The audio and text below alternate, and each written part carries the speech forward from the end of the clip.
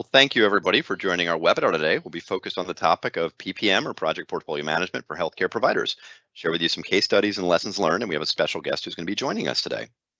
My name is Rob Hirschman. I'm with a Microsoft Gold PPM partner called PROJILITY. We've been implementing Microsoft-based project portfolio management solutions for almost 18 years for large enterprises.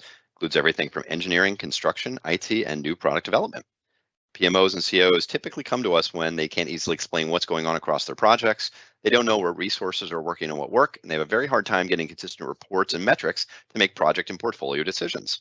We're known for having a 98% on time, on budget track record for successfully implementing these solutions for clients. We do offer services and solutions in three core areas, starting at the left. First is deployment and consulting services, our core business. We provide professional services for successfully planning and implementing Microsoft Project Portfolio Management, including Microsoft Project Online, Project for the Web, as well as PROJILITY PPM and SPM, integrating this with line of business systems and deploying strategic portfolio management applications. We also have a growing Microsoft Power Platform practice where we're actively working with clients to build applications, workflows, and processes to automate things across their organizations. In the middle, PROJILITY offers a set of pre-built software-based solutions and accelerators based on 18 years in the business, including a set of hammerhead products designed to improve your access to cloud data, do better reporting, accelerate access to visual reports in Power BI, and as well connect your PPM system into tools like Microsoft Teams and Active Directory. Finally, we do offer support services and training on the far right to make sure you have the right resources to drive use, adoption, and support of your applications, including our Expert Care post-go live support, which is an annual agreement, administrative and PMO staffing, as well as training and an online e-learning offering so your staff can actually train themselves online on some of the core products. We do have a series of upcoming webinars coming up starting in April. We'll be doing a deep dive into Microsoft's latest Project for the Web solution, April 13th, followed by a session in May on how to manage your resources using Project, Teams, and Power BI. We've had a lot of interest around using Teams and Project together, wrapping Power BI around that. We're going to cover that in that webinar. We're doing a Microsoft Super tips and tricks around Project, June 8th, where we're going to have 3 experts from PROJILITY walk you through their best practices and their lessons learned for better ways to use the Microsoft Project products. And finally, we're going to give an overview of project licensing. A lot of people have lots of questions on this, so we're going to do a dedicated 30-minute session just on the overview of what the licenses are, the different options, and how they all relate. If you would like to sign up for any of these webinars, you can hit our Eventbrite site at the bottom or just search Eventbrite PROJILITY in your browser. Finally, all of the webinars, including this one, are all out on our best practice playlist on YouTube. Feel free to search it, PROJILITY YouTube, or follow the link that's here. Everything from managing your digital transformation program, doing better resource management, and finally deploying some of these solutions in your environment. But let's get right into our content. So today we have a special guest. We're going to do a case study from Froedtert Health out of Wisconsin. Lori at Froedtert is going to talk a little bit about their PPM journey and lessons learned. After that, I'm going to go through some of the trends we're seeing in the healthcare provider market overall and talk about how those relate to PPM, talk through some deployment good practices if you are a healthcare provider looking to implement a project portfolio management solution, and answer any questions. As we go through this in Lori's presentation, if you do have any questions, feel free to just log in into the Q&A manager at the top and we'll take those towards the end. Well, with that, I'm going to introduce Lori Hackett out of Froedtert Health, which is out of Milwaukee, Wisconsin. She's a senior systems analyst, and she's going to walk us through Froedtert's experiences and her experiences and lessons learned with Microsoft's PPM solution. Lori, the floor is yours. Thanks, Rob. So Rob and PROJILITY asked me to share some of Froedtert's, how we've implemented Microsoft Project and some of our experiences. So first, I'm going to tell you a little bit about Froedtert Health and me. And then I'll walk you through some of the lessons that we've learned along the way. Next slide. So this is me. I have been a project manager for 24 years. I've been in healthcare for 27 years, both on the payer and the provider side. I'm PMP certified, and I've actually have a master's degree in project management. I do have to admit that the master's degree was an effort to try to keep my continuing ed credits so I wouldn't have to take the PMP exam again. I've worked for Froedtert for 9 years, and I'm a senior systems analyst, as Rob said. I support Microsoft Project and some other business software. In my role, I maintain the operations of Microsoft Project Server. I support users, and I also design and implement project reports. Also part of my role is to advise the PMO, the Project Management Office, leadership on how project can be integrated into their processes and how data can help them make more informed decisions. Next slide. So a little bit about Froedtert Health. We're an academic medical center in eastern Wisconsin. We have 6 hospitals, 4 community hospitals, and 37 clinics. The community hospitals are just smaller hospitals. There's 17,000 staff and employed physicians who work for Froedtert. And last year, we had 1.7 million outpatient visits. So that's just to give you an idea of our size. Next slide. So this webinar is focused on healthcare, and you might wonder why we're talking about healthcare specifically, why I got brought in, why that makes a difference. It's because healthcare does it all. The type and the size of projects vary greatly. Projects include, medical services, but also buildings and kitchens and purchasing, all different types, as well as all different sizes. You could have something as small as converting a few exam rooms or as big as a medical complex. So projects done by almost any other industry are also done by healthcare organizations just because of the wide range. Next slide. Another big difference about most of the areas of healthcare is the financial health. So as we face higher prices and shortages of staff, many businesses have to raise their prices or limit their hours. Most healthcare organizations just can't do that. We can't limit the hours in our hospital, and Medicaid and Medicare reimbursements have not increased, although all medical supplies and staffing costs have risen dramatically. We are still getting reimbursed from other areas besides Medicaid and Medicare, but that's what is growing part of our population. So with the variety of projects plus the financial health, healthcare needs to work smarter with more information to handle this. Next slide. A little bit about Froedtert and Microsoft Project Server. So Project Server 2010 was implemented at Froedtert in 2013, and in 2020 we upgraded to Project Server 2019. We have 22 IT project managers supporting about 120 projects a year. For key initiatives, which are our major projects, we have a budget of about 208,000 work hours per year. That's covering 500 IT staff that are tracking their time there. You might wonder why we upgraded to version 2019 when Project Online was available. At the time the decisions were being made, Froedtert leadership decided, or that was hesitant, to actually go into the cloud. Healthcare being very careful about the security of data. We now know that that environment changed very quickly, and a lot of applications are now part of the web as a normal operation. Next slide. I'm going to walk you through our sort of road trip with Project. As I mentioned, Project Server 2010 was implemented in 2013. That was actually 2 weeks before I started with Froedtert, so I wasn't involved in the installation, the decisions at that point.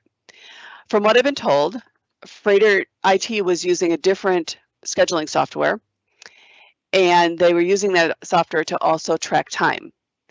The time tracking and the project detail got to be so minute that many people just stopped tracking their time, which meant that the data in the system really wasn't useful for anything. As a result of the decision, they decided to throw out all of the software and start from scratch. They probably didn't need to throw it all out, but I'm sort of glad they did. Leadership at the time wanted to install Project Server in less than 3 months.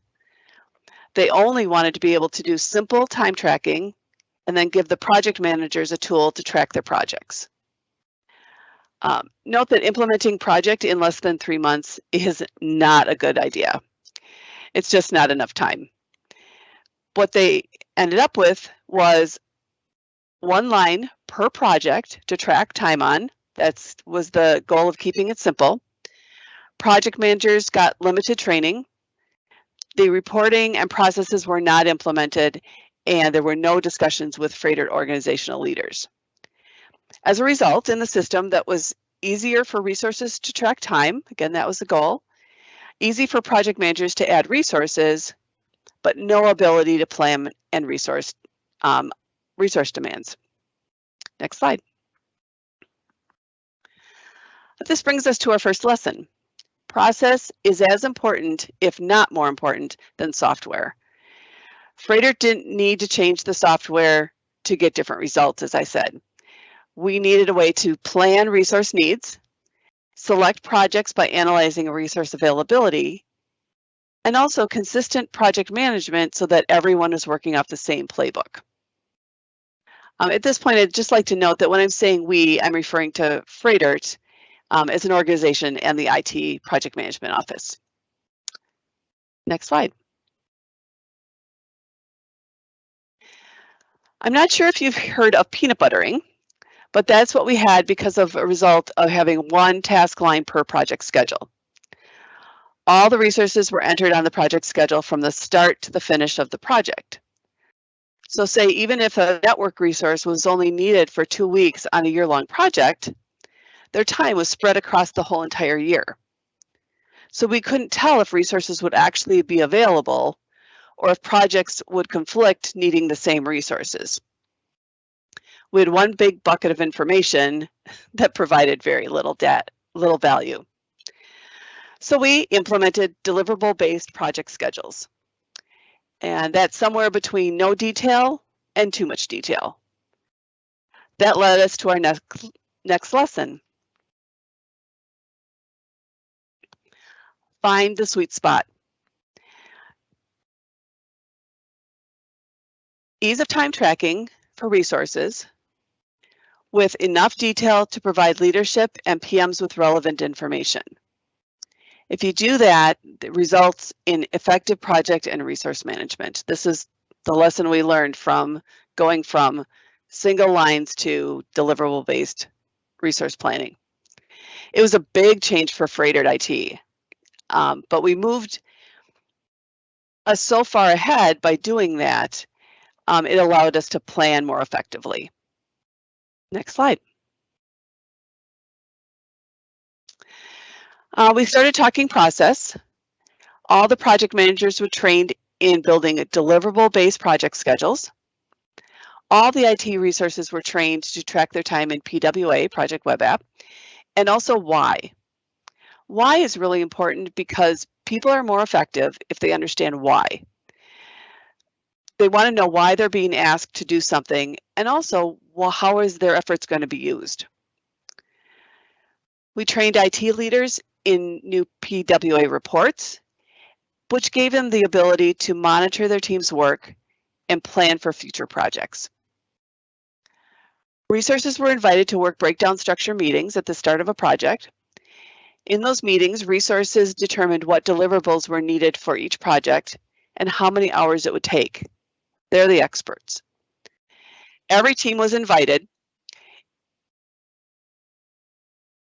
Every team was invited with no surprises. The reason I say no surprises is too often teams are included until someone remembers, maybe even 2 weeks before a go live, that another team is needed. Bringing resource in at that point is a challenge. They may not have anyone available to help. So when you bring everyone in at the work breakdown structure meeting at planning, no surprises. Next slide. This is where lesson 3 comes in. Make sure everyone is trained, including the why. Keep training, then keep monitoring, and then repeat. I can't tell you how many times we need to be reminded of repeating.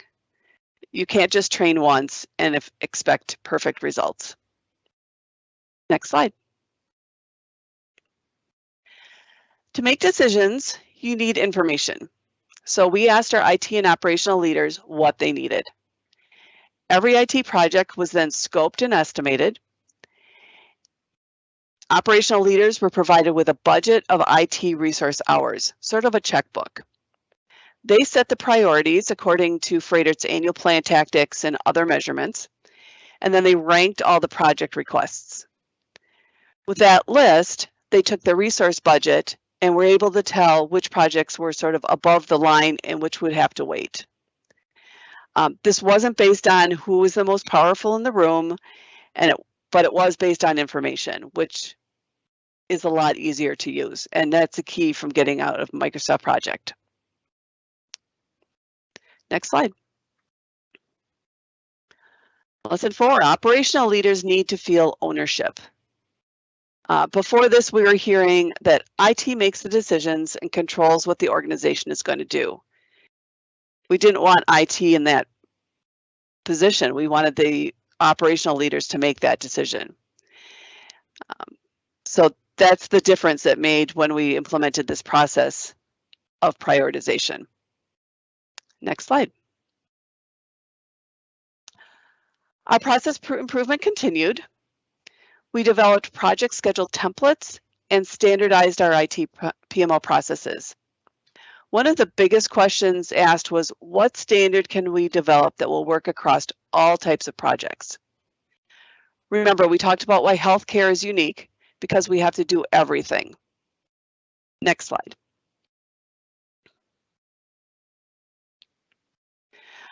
We learned that we have to allow for flexibility to a point.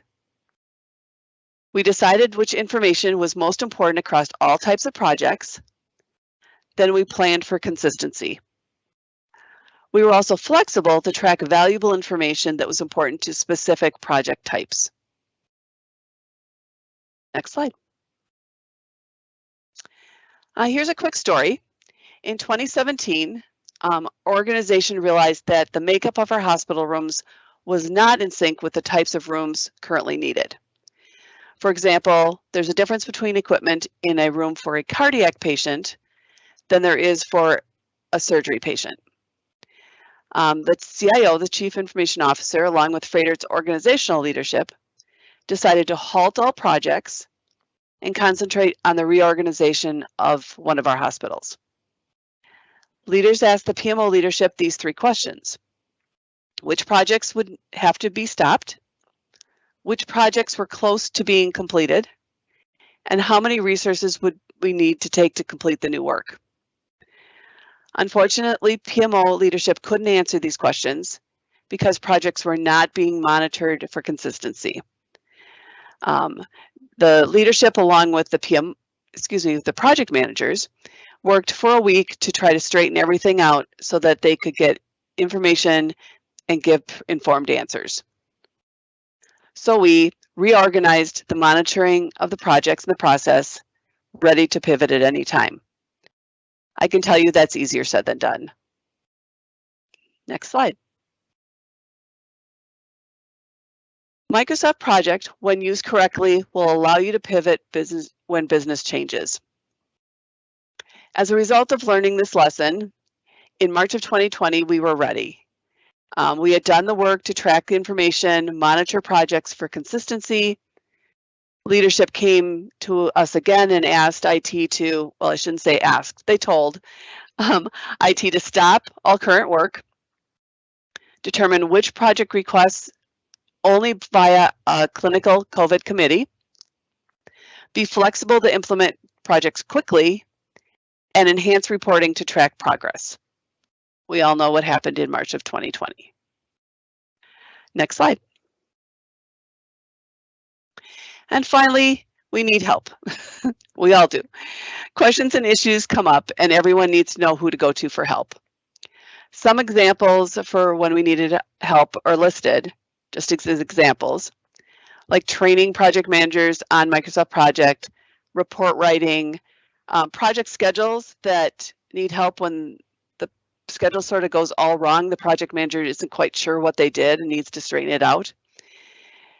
Even understanding the calculator, which is built into my project as a scheduling engine. Some of these rarely happen, but when they do, we needed to get help. I can better show you our support model with the following diagram if you go to the next slide. So this is just a diagram showing you our basically support model. 3 parts of Microsoft Project Server, the PWA Project Web App, which has timesheets, reporting, and general features. That's where we maintain them.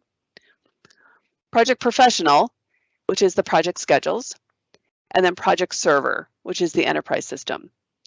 So with PWA, the users and the project managers, if they had any questions and issues there, they went to designated people in the PMO that were designated as support.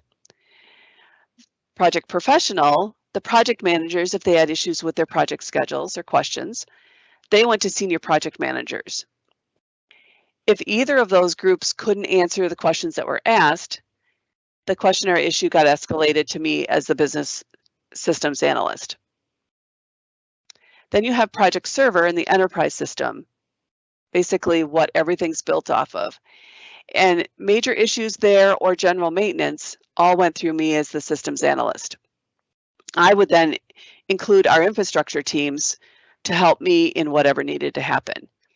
Now, our web team is responsible for all things SharePoint, and because Microsoft Project is built on SharePoint, they have been invaluable to me to help me with many things that have happened. Again, rarely, but when it comes in, you need help right away. Next slide.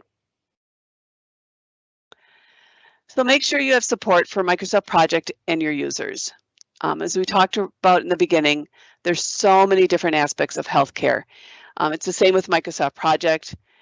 We get help with many different, we get help from many different resources listed, other organizations, other project managers. MPUG, which is Microsoft Project User Group. If you haven't heard of them, they're a great resource. Microsoft, and of course, the internet. We also use a consulting business when we need to, and we've used PROJILITY. And that's my lessons learned. Any questions? Got it. Thanks, Lori.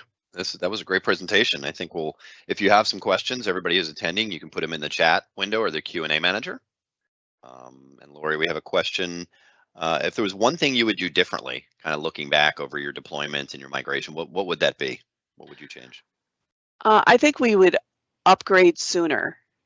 When we implemented Project 2010, version 2013 was actually available, but for some reason they made the choice to go to 2010.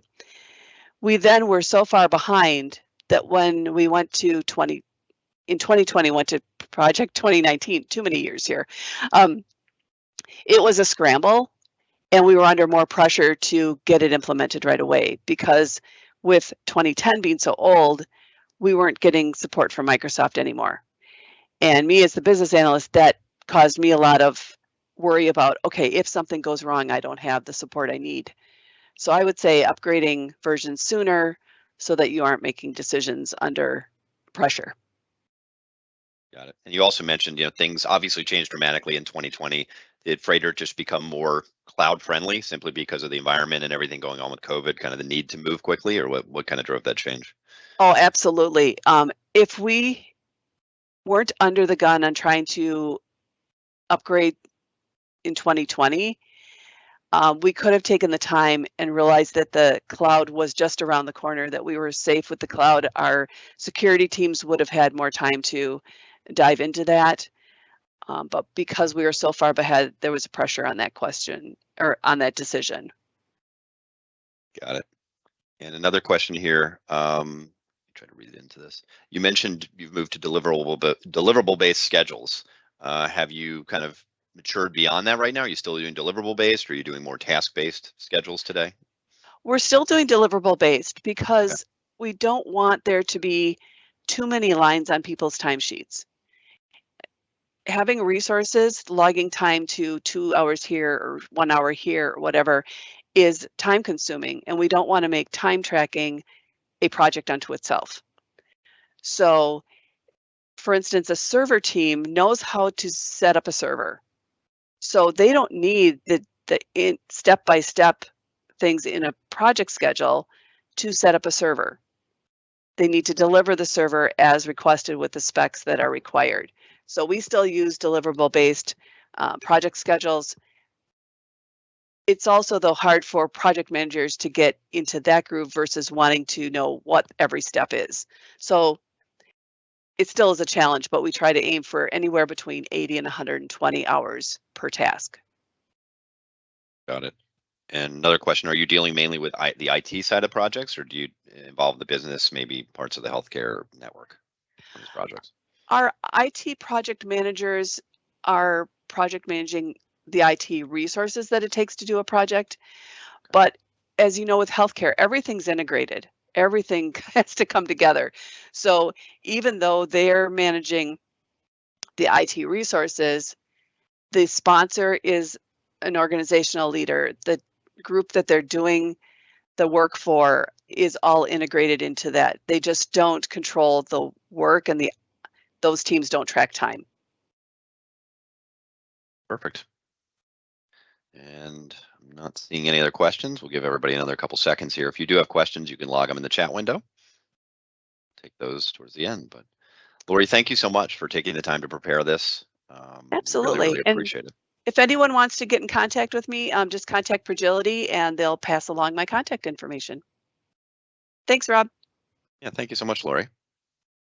So moving on to our next session, we're going to talk about some of the industry trends we've been seeing out there. We work very closely with Microsoft and the Microsoft healthcare industry vertical. They provided us with some information we're going to share, and this is something we typically, when we're talking to healthcare organizations, these are some of the bigger trends we're starting to see out there. So obviously, as Lori mentioned, COVID-19 forced provider, clinical, and administrative staff to really rise to a whole new level and a whole new volume of challenging moments.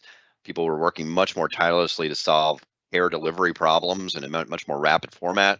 And this really demonstrated the power of both people and technology to be able to adapt very, very quickly in unpredictable scenarios like COVID, as Lori talked about. So for a lot of healthcare providers, the last 3 or 4 years has been one of rapid transformation. They had to adapt to new business models, things like virtual visits, AI-powered health bots, help with triage. Clinician burnout is another big one, and starting to see things around this quote unquote great resignation, continuing to drive significant change across healthcare.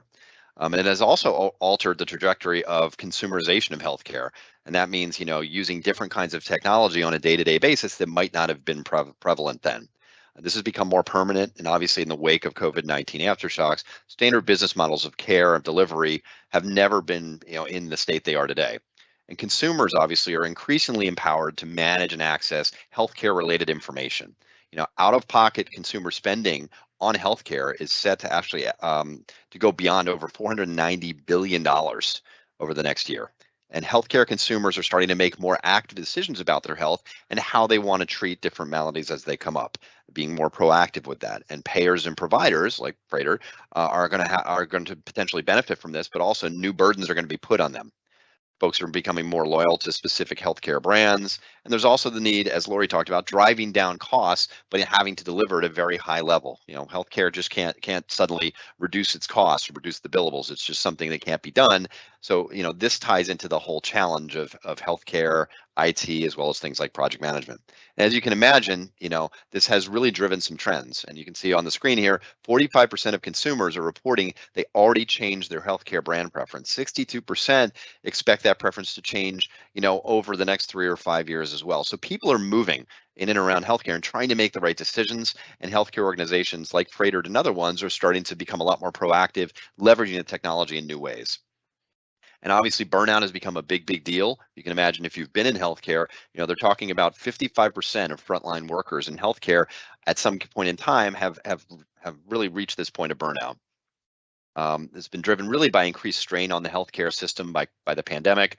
Burnout has continued to be on the rise. Now you have the move of more bureaucratic tasks around electronic health records. This is happening across the industry. And so what we're hearing is that healthcare providers are prioritizing services in technology, cloud services, to really drive the transformation, because the ability to speed up deployment, lower complexity, manage upfront investment is much lower and more manageable. You can see 80% of healthcare providers are talking about leveraging the cloud and digital technology over the next 5 years. And I think if you went back to 2019, that number might be less than half of that. So it's really driven a lot of this change that Lori mentioned. And then finally, Microsoft has a dedicated cloud around healthcare. Most folks aren't necessarily familiar with that. It provides trusted and integrated capabilities in different areas, everything from enhancing patient engagement to, empowering healthcare collaboration within and around hospital centers and health networks to really enhancing clinician experiences with the end patients and the quote unquote customers as they're on-site, remote, or some kind of a mix. And finally, improving overall insights and operational data. Lori talked a lot about that. You have to have the data to make decisions, and really having that in a healthcare organization built on a foundation of trust. And specifically, Microsoft offers different technologies related to work management and project management within healthcare and the healthcare cloud. Obviously, you've heard a lot about project today, but there are task management technologies, there's workflow technologies in Power Automate, there's reporting technologies in Power BI, communications in Microsoft Teams, CRM and relationships, document management, it's all there. And just when we tend to look at this, we tend to think about project really as the project management tool set that's going to help you drive more effective project and work management. Teams being the collaboration and communication platform, so everybody's collaborating and managing information in one place.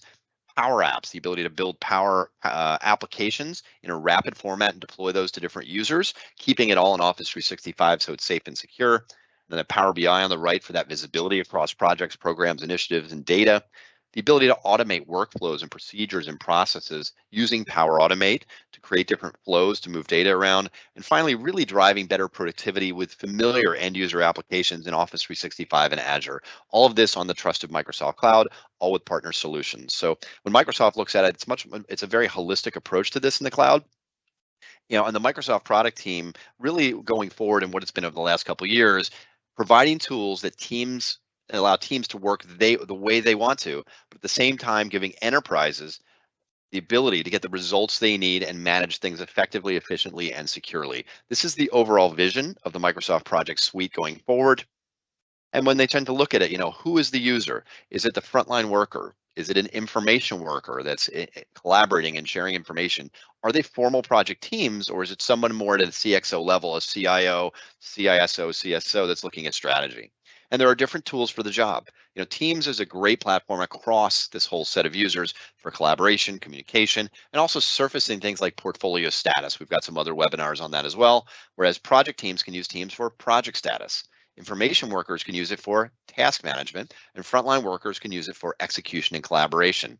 And we start to layer in this other technologies for the frontline workers, being able to use Microsoft Lists to store and manage information, to assign and track individual tasks in Planner, Power Apps for custom applications, and Power Automate for workflows around those applications.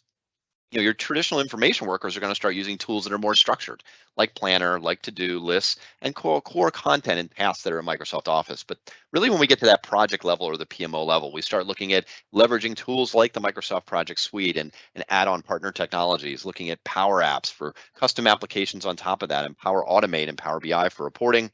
And finally, really surfacing that up to the executives in different roadmaps for dashboards, roadmaps, strategies, and strategy maps, really be able to drive change from the top down. So really, Project is a core component of this, along with Teams, Power BI, and the Power Platform, and some of the work management applications Microsoft has. We get a lot of requests, what's coming with Project right now? Well, there's a lot of investment in that project for the web suite, the lighter touch web-based tool. One of the things on the roadmap here on the left is Viva Goals integration. I don't know if folks are familiar with Viva Goals. It is a tool designed to track objectives, key results, OKRs, all in one application in Office 365. It was an acquisition Microsoft made about a little over a year ago. That is going to be integrated with the Microsoft Project Suite, so you can create your goals and then track the progress against those within projects. Also, a big move is the Assign to Me functionality. And this is the ability to pull your project tasks into Microsoft Tasks for Teams so you can see them all in one place. So whether you have your to-do tasks, your planner tasks, or in the near future, your project tasks, to view and update them, that's a great user interface for your team members. So these are some things, just giving you a little bit of a preview of what's coming really over the near term here with Microsoft Project. So, a lot of folks start asking, if I want to go down this road, what do I need to do? How do I go about deploying and planning this technology and some of the solutions around it? How do you get started? So the first thing we'll always say is consider where you are in your project management and PMO journey. What procedures and processes are you trying to put in place? What's the methodology? What's the leadership team want and need right now? What are your organizational capabilities? And where are you going? And what kind of information do you want to track on your projects? That should drive the system you choose and deploy. You want to determine, importantly, which capabilities and processes you need to support. If you say, I want to do portfolio management, but you can't do day-to-day scheduling, time tracking, and resource management, it's going to be really hard to do that portfolio level tracking. So determine what you really need now versus what's nice to have. Get a good foundation in place like Freighter did with the 2010, then they moved to 2019 and improved on that and start to grow that over time. You also want to sit down and define your business requirements. And we're not talking about a big Excel list with everything a tool should do. A business requirement is we need to track schedules at a detailed level so we can do better business planning around our projects. Or it's something like we need to look at resource capacity to understand who's working on what. Think about it from a process perspective, what requirements you have, and then firms like us can actually, and Microsoft can help fill in the gaps of what are the right tools for the job based on the capabilities and the requirements you have. So start with the business requirements and asking those statements, what do we need to do from a business perspective? Then you can go about implementing the PPM solution in alignment with these requirements. Don't start the other way around. A lot of people come and say, I want to do these 4 things in the tool. How do we do it? Well, actually, what are your requirements? And then we'll help you define those in the tool and pilot that for an initial user base so you can really feel out what'll work, what won't in your organization, and start to roll that out more broadly. And getting that feedback is absolutely critical. Listening to your users, involving them in the decision-making process, growing your user base, getting their feedback on an ongoing basis. It's really, really important to driving successful change, which is really what you're looking to do with a new system. It's not just about the system, it's about the people, as Lori talked about, the process and the data that's going to go into the system that's going to help you make good decisions. You also want to go through training, and Lori talked about training as kind of a non-stop set of activities. You always want to train based off specific tool and use you have around your process, and continue to train. Have brown bags every quarter, have lunch and learns, have folks, do tips and tricks to other project managers. Get some leadership going within your project management community, and in that way you can start to drive the change and drive the utilization so people are really interested in using the tool. It's not something they have to do, it's something they actually start to like to do, and they become part of a broader community. And just remembering adoption does take time. It's not something where if I drop in a system in 3 months, in month 4, 5, and 6, suddenly everything is great. You're going to have to enhance that, iterate that, learn from that, and change it over time. It's just the reality of any new system you put in place, project management or otherwise. So just budget for that. Think about 3, 4, 5 months to deploy, and then another 6 to 12 months to really get a feeling and enhance that and really drive use and adoption. You'll start to have really good data after that point. You'll also want to be prepared to support both your users and the application. And Lori laid out a really good model when you talk about, kind of user functionality at the top, key owners of the data, the project managers in the middle, because they're owning the input and the output of the data. And finally, at the bottom, the system. How am I going to support these 3 different levels? How am I going to be prepared? It's about people and getting people trained to support it that have the right kind of skills and background. So think about, again, you've got your power users, you've got your project team members, which is the bulk of the users, and then you've got the core application platform and configuration. Those 3 components are really important to start planning for. And as Lori mentioned, kind of lay out a strategy for that. It may be different people. Lori, partnering up with IT, specifically the SharePoint side for the bottom tier, working with the PMs, and then finally the end users in the top. So, how can PROJILITY help? If you're in the mode of, we want to select the right tool, we're starting to think through what our requirements are, what's the right tool for us? Definitely reach out. We have some pretty good techniques and tools to help you define what your requirements are and point you in the right direction with these tools, even down to a level of providing scoping guidance. If you're looking to plan and implement the solution and train, we can help with that too. We specialize in these services. And also, if you're looking to migrate, just like Freighter did from 2010 to 2019, we can assist with the planning of a migration from a previous version of project, from a non-Microsoft platform PPM application, maybe a legacy one you have, or even from no tool at all. Maybe you're using Excel or using spreadsheets today. You want to move to more automation. We can help with the migration and get you to a better place. And finally, driving that adoption support, having the right mechanisms in place to really drive change, to have the support. Even if you don't have a lot of staff to do it, you can look to outsource some of that to us. And so we obviously, as mentioned at the beginning, we do have some value adds. We have a connector between project and teams that can provide visibility into your data in Microsoft Teams that's in project. We have some reporting accelerators, even an enterprise data warehouse for your project data that can provide more consistent, accessible information for larger enterprises. And we also have e-learning where you can subscribe, go onto a website. It'll take you through online training, whether you're a team member, a project manager, a resource manager, or a director or manager on these products. So if you're interested in learning more about this, you can email us at info@projility.com. You can hit our website. We're always here to answer any questions and provide be a resource to you going forward. So with that, we're going to open the floor to see if anyone has any additional questions specifically for Lori or myself.